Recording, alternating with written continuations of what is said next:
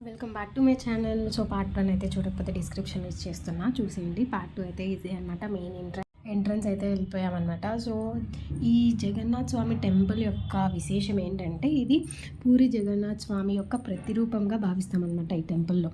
And ఇక్కడ ప్రతి సంవత్సరం జగన్నాథ్ స్వామి రథోత్సవాలు జరుగుతాయి. చాలా అద్భుతంగా జరుగుతాయి. అదే అనమాట ఈసారి వచ్చేసాను. నాకు తెలియదు అనమాట, తెలియకుండానే వచ్చేసా. ఫస్ట్ అయితే ఎంట్రీ ఆంజనేయ స్వామి ఉంటారు. ఇక్కడ శివయ్య టెంపుల్ ఉంటుంది అనమాట. అండ్ నెక్స్ట్ ఇక్కడ దీని చుట్టుపక్క అమ్మవారి టెంపుల్. సో ఇంకా మెయిన్ మనం ఎదురు చూసేది జగన్నాథ్ స్వామి టెంపుల్ కదా. సో ఇదే అనమాట రథం. ఆల్రెడీ జగన్నాథ్ స్వామి రథయాత్ర అయితే అయిపోయిందనమాట. సో స్వామివారిని అయితే చూపిస్తా. బయట పెట్టారు స్వామివారి విగ్రహాలు, మెయిన్ టెంపుల్లో లేదు. సో చాలా బాగా దర్శనం అయిందనమాట టెంపుల్లో కన్నా. ఇంకా కొంతసేపు అలా షాపింగ్కి వెళ్ళిపోయాను అనమాట. సో అనమాట మంచి బాలేక అక్కడికి ఎందుకు వెళ్ళాలనిపించిందో. ఆ టైంలో రథయాత్ర ఉత్సవాలు జరుగుతాయని నాకు అసలు తెలీదు. సో మొత్తానికి అయితే చాలా హ్యాపీ. సో ఇంకా టెంపుల్ చూపిస్తా. Thank you for watching. Please